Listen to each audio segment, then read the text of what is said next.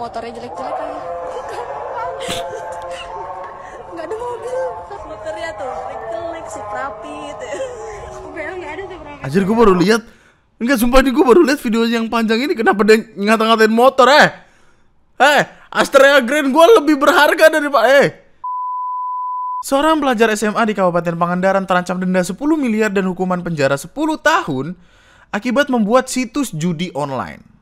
Pelajar SMA itu bahkan telah merekrut 3 orang sebagai karyawan untuk mengelola situs tersebut. Gelo.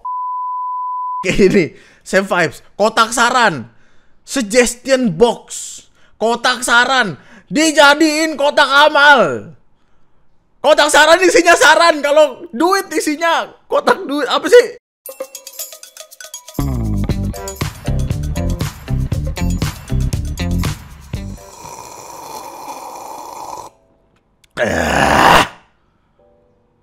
Halo semuanya, selamat malam, selamat datang kembali di TNM.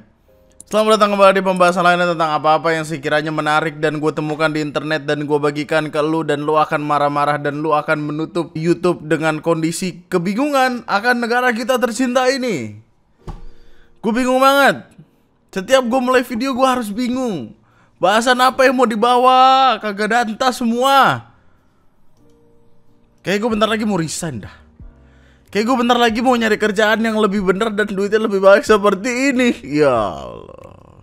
Dicari direktur bisnis dan operasi pusat kebutuhan manusia sehari-hari, gaji 750 juta per bulan. Saya juga mau. Gue gak tahu. Jadi gue gak tahu, kemarin gue lagi live terus tiba-tiba dikasih beginian. Jadi ceritanya Agung Sedayu tuh lagi nyari. Gue gak tahu ini buat bercandaan, gue gak tahu ini marketing yang beli rumah atau gimana, tapi kayak Agung Sedayu tiba-tiba mencari direktur bisnis dan operasional pusat kebutuhan manusia sehari-hari, gaji 750 juta per bulan. Ya Allah, 750 juta per bulan. Bentukannya aja gue gak pernah lihat. Megang apalagi, ini gimana ngelihatnya? 750 juta per bulan. Anjir, duitnya bisa dipakai buat apaan tuh? Ngajuin KPR juga bingung. Mau KPR rumah. Waktu dilihat slip gajinya, lu mau bisa beli 2 ini sekali sebulan. Kayaknya emang kunci dari kebahagiaan kehidupan tuh gak muluk-muluk, bro. Gak muluk-muluk. 750 juta per bulan tuh kayak. Video kali ini akan berisi tentang pecahan-pecahan tentang apa-apa yang terjadi di internet. Berisi keributan-keributan kocak. Salah satunya datang dari Lampung. Halo sobat-sobat Lampung, apa kabar? Bagaimana nih kondisi di sana? Apakah jalanan masih rusak? Ya.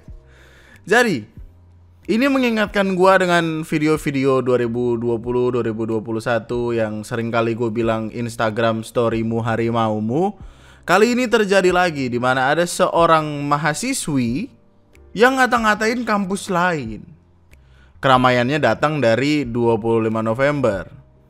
Dia ngata-ngatain, gue gak tahu di story, gue gak tahu di TikTok atau di status WA. Pokoknya intinya kayak semacam dia story-storyan gitu. Terus dia ngata-ngatain, tuh sudah mengata-ngatain di kampusnya, padahal dia tidak kuliah di sana.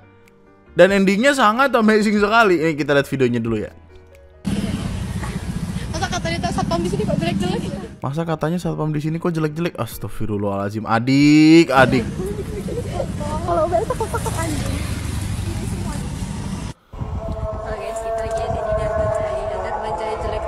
Kita lagi ada di Dharma Jaya. Jelek banget. Jelek Dharma Jaya. Motornya jelek-jelek lagi. Nggak ada mobil. Motornya tuh jelek sih, rapi gitu. Mobil nggak ada tuh berapa. Anjir, gue baru lihat. Enggak, sumpah nih, gue baru lihat video yang panjang ini. Kenapa dia ngata-ngatain motor? Astrea Grand gue lebih berharga daripada motor. Repo. Bocah-bocah aerok ini gue yakin. Ya Allah, demi Allah, yang bawa mobil cuma, ya Allah, mobilnya satu kijang lagi. Astagfirullahaladzim. Enggak, jadi video itu cuma sampai sini. Jadi dia adalah maba atau mahasiswa baru UBL. UBL adalah Universitas Bandar Lampung. Dia masuk ke base-nya Dharma Jaya, kampus Dharma Jaya, terus dia recall di sana.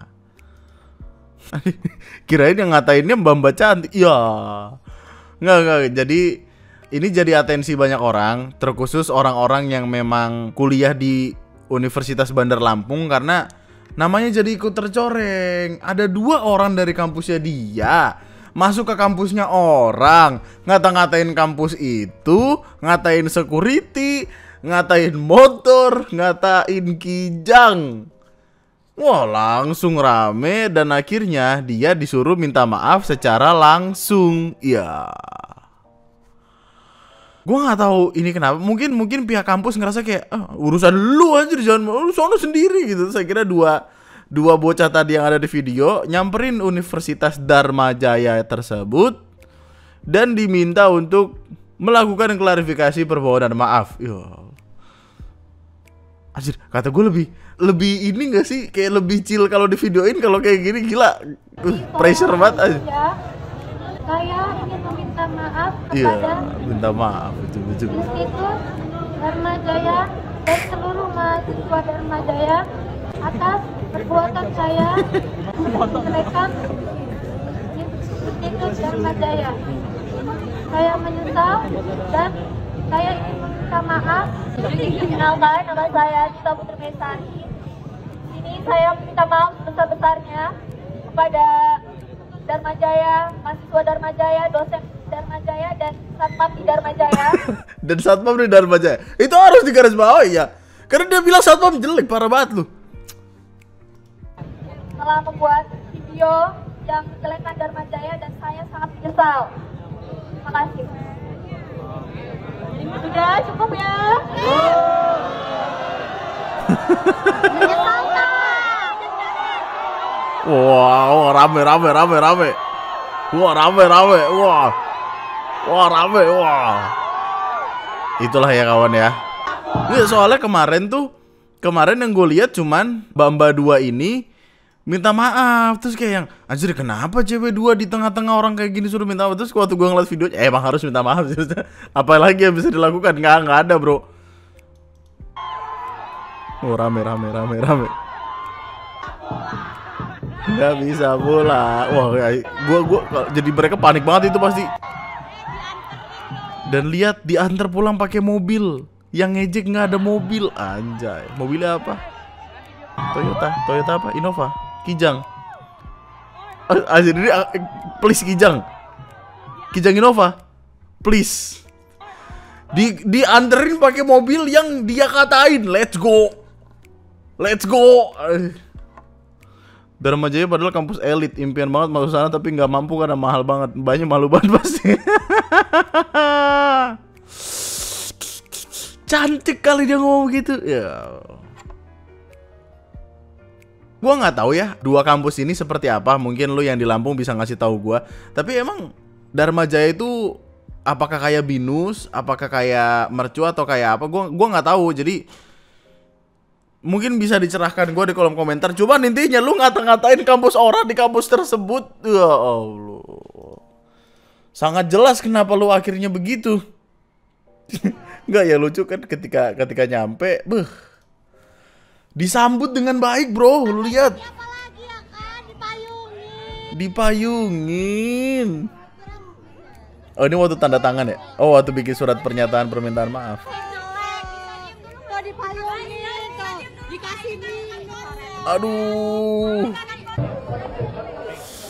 Aduh, dikawal, aduh.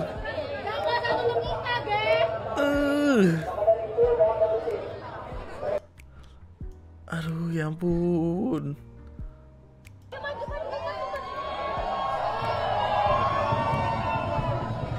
Gua nggak tahu sih gimana rasanya jadi dia ya.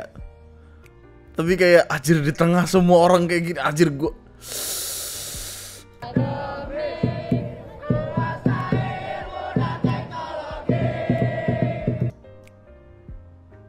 Aduh. Nggak, well, gue tahu nanti di kolom komentar akan ada berantem kayak kenapa 2 cewek di tengah-tengah banyak orang kayak gitu, kenapa nggak ini, kenapa nggak itu. Men, itu adalah alasan kenapa attitude penting, men. Ya. Sekali lagi saya ingatkan, Instagram storymu harimaumu, berhati-hatilah dengan apa yang kamu posting ya. Itu dia, itu dia. Merembetnya kemana-mana, lihat. Duh mbak, hati-hati ditandain para calon ibu mertua di seluruh Indonesia. Aduh. Dia dibawa sama pacarnya ya kan. Mah, kenalin pacarku. Hah, kamu yang waktu itu ngatain Dharma Jaya ya? Saya dosen loh di sana. Keributan. Aneh sekali. Aneh. Oh, anyway. Ngomongin tentang dunia pendidikan, ngomongin tentang ide makan siang gratis. Let's go. Gue tidak akan memperdebatkan apakah makan siang gratis baik atau tidak. Gue gak mau memperdebatkan apakah makan siang gratis itu seharusnya ada atau tidak. Karena gue gak tahu, kayaknya opini gue gak berharga. Toh pada akhirnya itu akan dilakukan juga. Cuman gini, ada perkara yang kemarin sempat rame dari tanggal 19-an. Jadi di beberapa tempat itu makan siang gratis sedang dilaksanakan uji coba. Jadi kayak ada beberapa sekolah yang trial nih, kita coba yuk nih makan siang gratis kayak gini. Nanti kalau memang sudah kejadian, maksudnya sudah oke dan mau gerak, kita bisa evaluasi gitu. Nah, di salah satu sekolah di SMK Negeri 1 Kota Bogor ada kejadiannya divideoin sama salah satu siswa di sana. Makan siang dari Bapak Prabowo. Anjay. Nasi, telur, kangkung, semangka, sama susu. Anjay. Makan gratis, tapi lihat punya teman gua. Ya.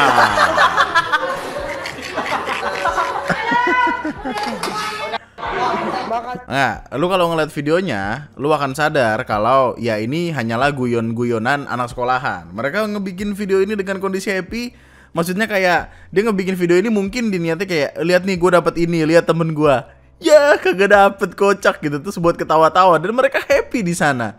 Nggak ada komplain, nggak ada apa, cuman buat ketawa-ketawaan aja. Tapi ketika video ini keluar, kita kan nggak tahu ya apa yang orang di internet bakal omongin. Dan orang di internet ngomonginnya adalah, kok bisa lauknya nggak lengkap? Wah ini kemana? Wah pasti dikorupsi kan? Wah marah-marah apa segala macem kan, rame. Netizen marah-marah, terus kemudian sekolahnya mungkin ngerasa keteken, terus mungkin vendor merasa keteken, terus mungkin pemerintah merasa keteken atau apa.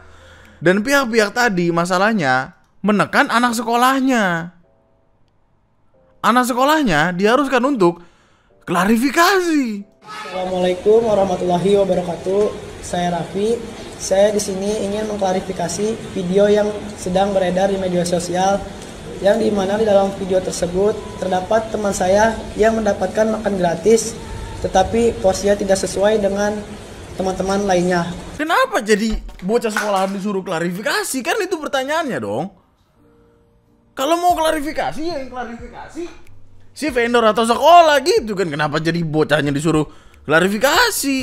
Di sini saya ingin meminta maaf atas kejadian tersebut, di mana kejadian tersebut telah diganti oleh pihak panitia penyelenggaranya dengan porsi yang sesuai. Saya juga ingin meminta maaf kepada pihak yang merasa dirugikan, terutama Partai Gerindra. Saya minta maaf yang sebesar-besarnya kepada pihak-pihak tersebut, dan juga saya memohon untuk akun-akun yang telah merepost video tersebut untuk segera men-take down karena telah menyangkut nama baik sekolah. Sekian, terima kasih, mohon maaf jika hal tersebut telah terjadi. Wassalamualaikum warahmatullahi wabarakatuh. Lu kasihan gak sih men? Gue sih kasihan ya. Dia tuh ngebikin video ini for having fun gitu loh. Nggak ada intensi apa-apa. Intensinya adalah cuman kayak, ya kocak lu, kocak. Udah. Dia nggak ada komplain kayak, oh pemerintah, oh sekolah, oh catering. Nggak ada komplain yang gimana-gimana. Cuma buat kocak-kocakan doang. Tapi ditekan segitunya dengan alasan kayak nama baik sekolah. Kalau sekolah pengen nama baiknya terjaga, ya sekolah yang klarifikasi dong, sekolah yang ngasih tahu. Kalau dijelaskan aja nih, ini kita lagi trial and error. Ini menurut penjelasan ada di website, ada di portal berita kayak di Tribun contohnya. Dia mengatakan bahwa dari 1.000 paket makanan yang diterima sekolah setiap hari untuk dibagikan kepada siswa, ada 1 paket yang menunya kurang lengkap dan divideokan oleh siswa. Udah mereka yang jelaskan gitu, kayak ini kan kita lagi trial and error. Jadi kayak ada miss mungkin 1. Dari 1.000 paket ada miss 1, kan berarti cuma 0,1%. Wah anjir, matematika gue jelek lagi. 0,1%. Maksudnya kayak dengan probabilitas demikian, ya margin error tetap ada. Jadi kami mohon maaf, tapi pada akhirnya makanannya udah diganti kok, udah lauknya udah full semua. Kan gitu bisa. Kenapa lu nyuruh bocah sekolahan minta maaf? Anjir, masa depannya masih gede, gelo. Yang harus klarifikasi sama pihak catering. Kenapa pihak catering kayak lupa gua, gimana? Tinggal bilang, oh lupa, maaf lupa. Semalam ketiduran, ngantuk. Kenapa bocah sekolah disuruh minta maaf? Sampai bawa-bawa partai pula mesti. Dan asumsi banyak orang kenapa dia ngebawa partai di sana karena ada nama yang disebut di sini, dan nama yang disebutkan Makan siang dari Bapak Prabowo. ya, nama yang disebutkan demikian. Maksudnya kayak mungkin dia ada ketakutan di sana dan sebagainya, nggak tahu juga. Dan sekolahnya pengen main aman aja. Tapi masalahnya kayak 1 paket makan siang kurang lengkap tersebut langsung diganti. Ketika itu miss kosong, yang kosong itu langsung diganti hari itu juga oleh Badan Gizi Nasional. Ya Badan Gizi Nasionalnya yang klarifikasi. Asli kenapa bocah sekolah keputusannya jelek banget sumpah. Biar problemnya tuh kayak aduh. Gini. Oke lah, di luar sana masih banyak omongan kayak oh ini nih kalau misalkan yang ini terjadi nih rawan korupsi apa segala macem gitu. Oke lah, ada omongan-omongan kayak gitu. Tapi kita juga tahu kok kalau misalkan masih uji coba artinya masih ada kesalahan. Dan dijelaskanlah baik-baik. Anjir, perkara kayak gitu aja, buset dah. Kocak. Ya oke lah, keributan kayak gitu loh. Gue lebih kasihan ke anak sekolahannya, maksudnya kayak kalau misalkan gue ada di posisinya dia untuk ngevideoin cuma buat seneng-seneng ketawa hahi doang, tiba-tiba malah jadi bertanggung jawab atas sesuatu yang bukan salahnya dia anyway. Kesel banget pasti. Tapi enggak, tolong, gue lagi mempertanyakan perkara keangkung di sini, enggak gini. Coba dah lu tonton video Alam Semenit. Di sana dijelaskan loh, kenapa kangkung membuat ngantuk, kenapa kangkung di-ban di Amerika gitu. Bocah sekolah dikasih kangkung, itu yang gue masih gak habis pikir. Sayur oke, iya sayur gitu. Tapi kan sayur masih banyak opsinya. Kalau kangkung tuh kayak gue sempat ngomong gini juga di live terus kayak lucu. Bocah sekarang itu kan sekolah dari pagi sampai sore. Ada beberapanya yang sampai jam 3, jam 4 sore gitu kan. Artinya makan siang ini ya buat siang hari. Siang-siang kena kangkung setelah istirahat, buset belajar gimana ya? Gue ada bingung. Protein, ada protein telur, oke, telur. Pakai kangkung. Orang habis makan siang kan pakai kangkung kan. Pakai kangkung nih. Nggak ada yang salah dengan kangkung, tapi lu bayangin gini, makan siang pakai kangkung, ngantuk. Lagi ngantuk belajar MTK persamaan linear 2 variabel. Nah. Kalau harga kangkung 1 ikat 3.000, bayam 2 ikat 5.000, berapakah harga 1 bayam? Gimana tuh?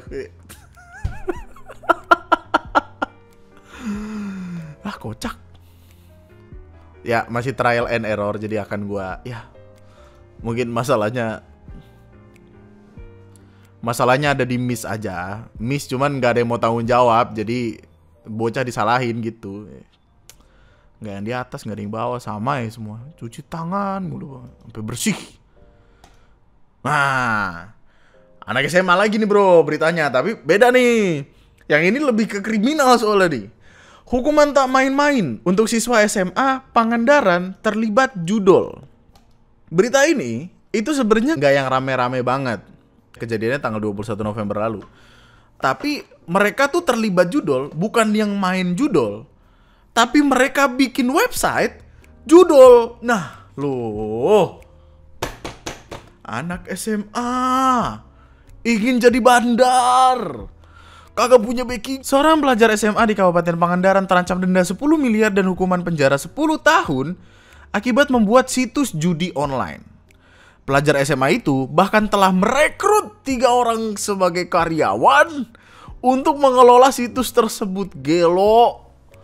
Anak SMA punya karyawan, gelo. Ini kalau misalkan dia bisnisnya nggak judol, gue akan hormati. Tapi judol anjay. Ketangkep 4 orang berusia 17 dan 16 tahun. Terus juga ada yang 22 sama 23 tahun. Keempatnya diketahui merupakan warga kecamatan Padaherang, Pangandaran. Pihak kepolisian menuturkan kalau otak pembuat situs judi online itu adalah pelajar SMA. Ada 2 situs yang dibuat pelajar tersebut. Pelaku kemudian mengajak rekannya untuk berperan sebagai admin dan promotor situs. Let's go. Bocah sekolah. Mereka pengen bikin kartel kayaknya. Gimana sih? Keempat pelaku itu memiliki tugas masing-masing. 2 anak berhadapan hukum sebagai pengelola situs serta admin, dan 2 lagi promotor. Gelo. Nah, ini yang jadi menyebalkan nih. Menurutnya, situs tersebut telah dibuat sejak Februari 2024. Dan sejak saat itu, pelaku memperoleh keuntungan hingga 60 juta. Februari, Maret, April, Mei, Juni, Juli, Agustus, September, Oktober, November. 10 bulan. 10 bulan dapat 60 juta. Sebulan dapat 6 juta, 6 juta dibagi 4. Anjir, nih mungkin karena bocah sekolah ya, manajemen resikonya jelek aja, sumpah dah. Lu cuma dapat 6 juta sebulan, bisa dapat denda 10 miliar sama penjara 10 tahun. Gelo nih, manajemen resikonya jelek banget bocah sekolahan. Lu siapa? Lu kagak ada Lu kagak ada. Dan katanya tuh bikinnya otodidak loh, men. Nih. Dari hasil pemeriksaan, pelajar tersebut membuat situs judi online secara otodidak. Gelo, asli kata gue, lu belajar dari mana? Lah ini lu pada pinter, tapi kenapa pinternya ngarah ke situ ya? Lo nggak tahu berapa banyak orang mati gara-gara beginian? Gelo, Enggak, yang jadi pertanyaan adalah apakah mereka benar-benar bikin atau cuman kaki tangan aja gitu? Itu kan kita nggak tahu. Takutnya ini mereka kan masih di bawah umur. Karena masih di bawah umur, gua nggak tahu, mungkin secara hukum belum akan diproses seperti orang dewasa. Terus kayak mereka akan lepas. Takutnya ini loophole yang dimanfaatkan oleh admin-admin gede. Terus kayak, lu jual ini dah, lu kan gak akan ditangkep gitu. Terus dia akan mencari bocah SMP, bocah SMA. Bocah SMP, SMA kan dapat 500.000 sebulan, udah happy banget bro. Gimana? Buset. Ini masa otodidak banget gitu. Gak tahu, gue penuh kecurigaan. Gue skeptis aja gue.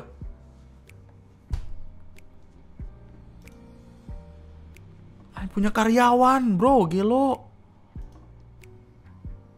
Nih di tahanan tuh yang kayaknya ditangkap cuma 2 orang, yang 2-nya lagi nggak tahu bakal ditangkap atau enggak. Ini bisa ditangkap, maksudnya kayak apa karena anak SMA makanya ditangkap? Maksudnya, yang gede-gede lah pak ditangkap sekalian gitu. Yang gede-gede.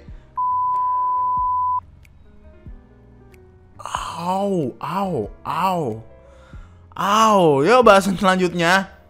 Halo semua, jadi ada bahasan selanjutnya. Bahasan selanjutnya ini datang dari kampus dan keributannya ada di internet. Susah recovernya tuh dari situ gue. Jadi gini. Gue nggak tahu keributan ini menurut lu penting atau enggak.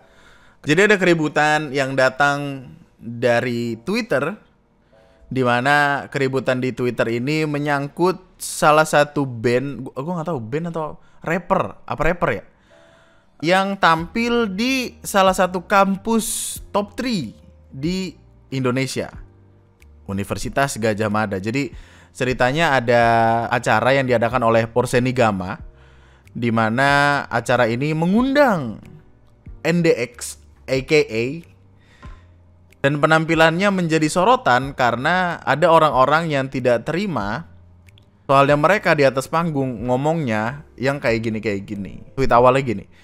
NDXAK goblok banget anjing, ngatain cewek murahan di whole show di UGM, ngatain masuk quote unquote dan lain sebagainya. Otak. I can relate to the song karena gue cowok yang punya temen cewek itu. But please, at the whole song gue cuma diem karena lu punya audacity buat bilang kayak gitu di tengah UGM. Goblok. Cewek bisa suka 2 cowok dalam satu waktu. Ya lah, perlu gue spill kah kalau cowok bisa lebih parah dari ini? Patriarkis banget, kenapa sih? So this is how woman feels like when men ya gitulah. Terus ada komennya. 3 kata lucu, NDX diserang SJW. Ya. Lebih lucu tampil di area Civitas Akademika tapi mulutnya nggak difilter, so unclassy and degrading. Apa yang dia maksud? Yang dia maksud adalah ini. Ini adalah cuplikan ketika konsernya. Alasannya lembur kerja. Alasannya ngerjain skripsi. Padahal kenyataannya dia lagi check-in di hotel sama friendly-nya.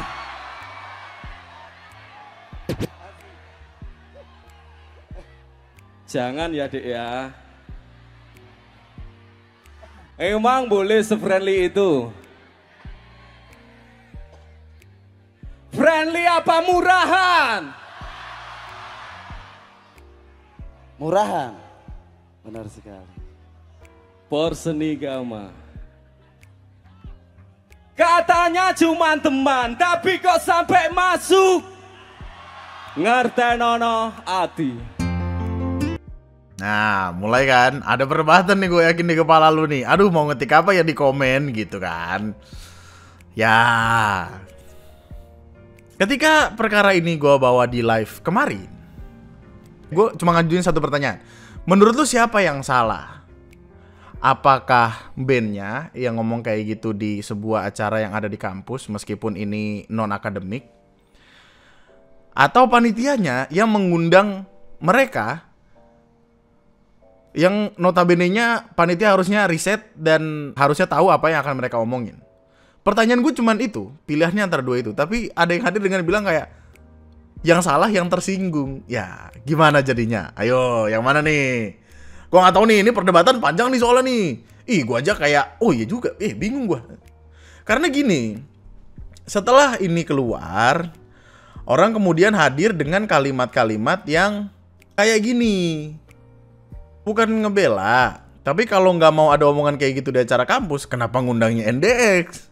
Dari lagu-lagunya aja kan udah saru banget bro. Ya udah pasti omongan-omongan kayak gitu bakal keluar. Judul lagu dia aja udah saru, lirik juga saru, mau ngarepin apa? Nah, jadi apakah ini ada kesalahan panitianya yang tidak riset? Gue nggak tahu apakah tidak riset atau memang riset dan dipaskan di sana karena kita tahu UGM ada di Jogja dan mayoritas berbahasa Jawa, jadi kayak dipikir carinya yang lagu-lagu Jawa yuk gitu-gitu. Kita nggak tahu.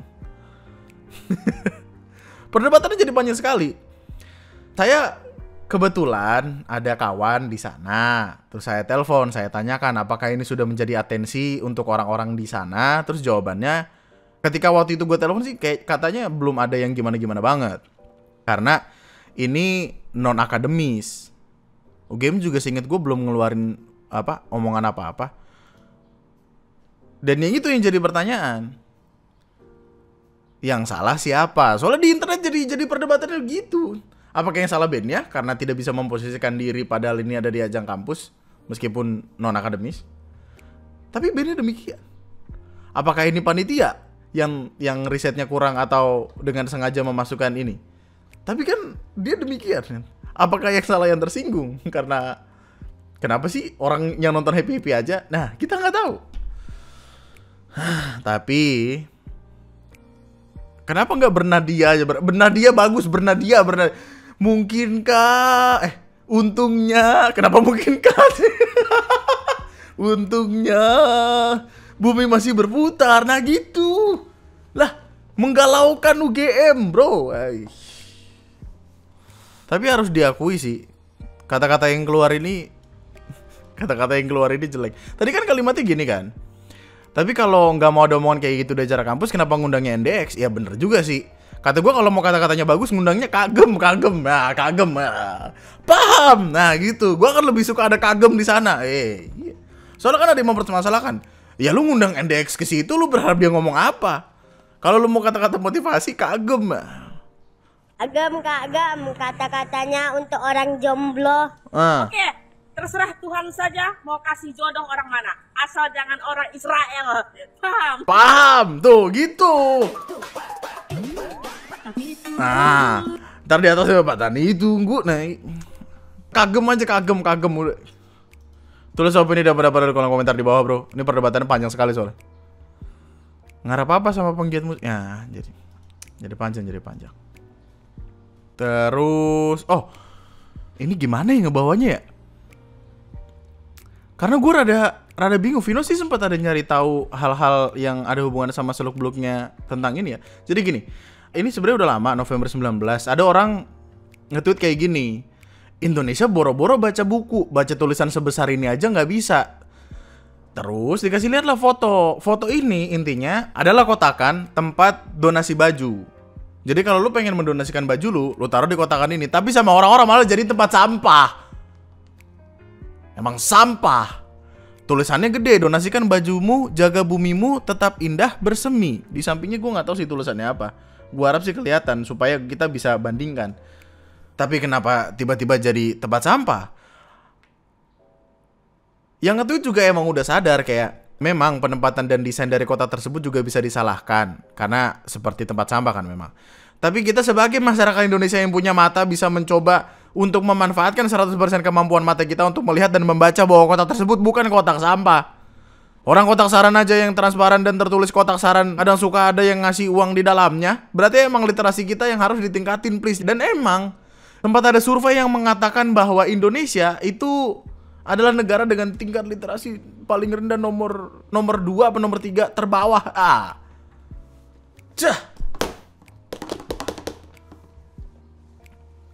Dan gak heran gitu. Dan gue juga gak tahu ini kita mulainya mesti gimana. Apakah dari makan siang gratis supaya kita punya protein, supaya kita bisa menerima lebih baik lagi masukan-masukan pelajar. Gak tahu gue. Terus gue ngebacain komen-komennya kan kayak ini, same vibes, kotak saran, suggestion box, kotak saran dijadiin kotak amal. Kotak saran isinya saran, kalau duit isinya kotak duit. Apa sih? Dikira ini sumbangan-sumbangan, bro. Saran. Lu kalau mau ngasih saran lu gak perlu ngasih duit. Maksud gue kayak, ini bukan, gimana sih?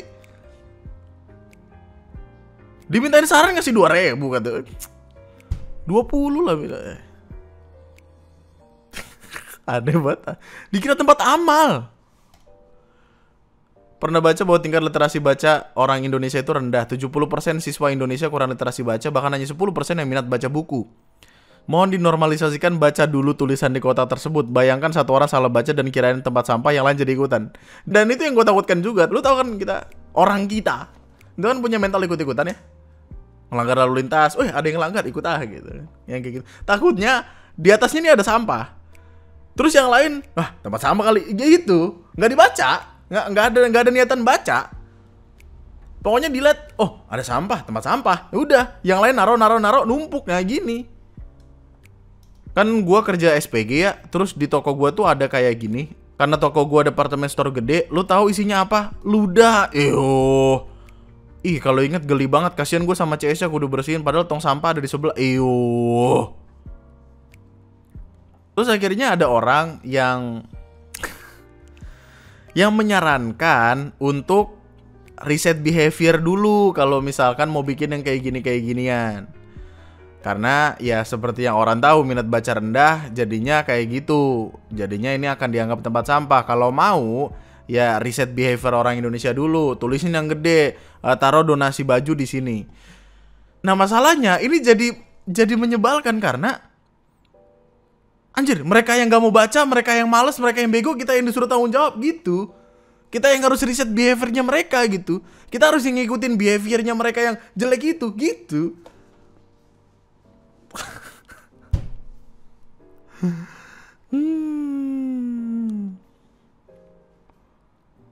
Vino udah menemukan beberapa hal yang gue ngeliatnya tuh menyebalkan.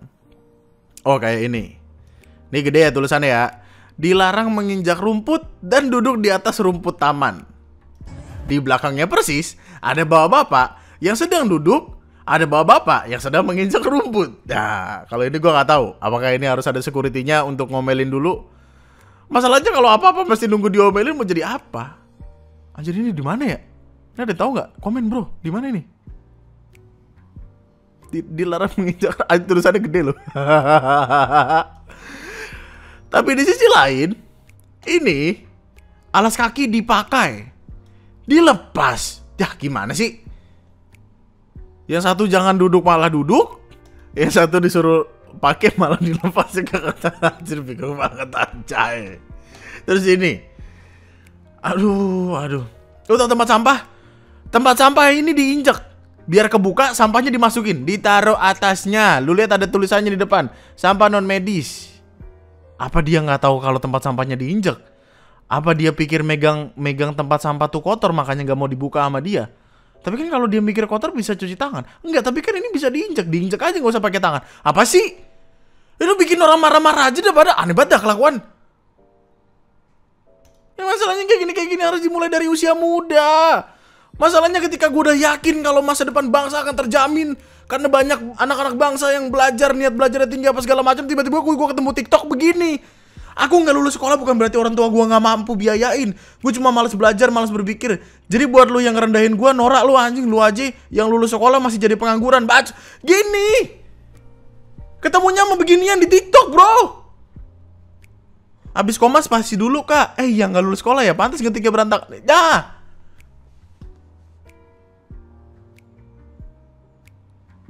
Emang bagusnya meledakin dar gitu, kayak kumpulin satu pulau. Awalnya aku tiba-tiba jadi gue. Konten-konten kayak gini likes-nya banyak di TikTok. Di komen-komen juga gue yakin banyak kayak yang iya gue juga, haha aku bacot. Kagak data lu semua. Kemarin ada satu kalimat bagus. Kalimatnya adalah, TikTok itu tidak menjadikan orang-orang bodoh. Tapi, TikTok memperlihatkan siapa orang-orang yang memang bodoh.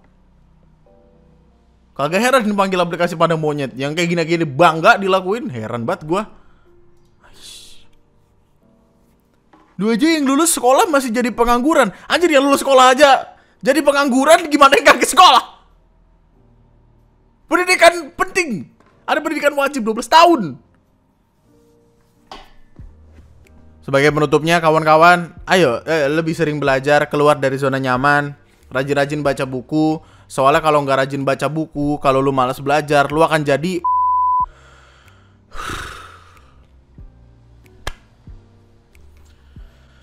Itu aja untuk video gue kali ini. Kita akan ketemu lagi nanti. Love you all so much. Nama gue Andri, sekian dan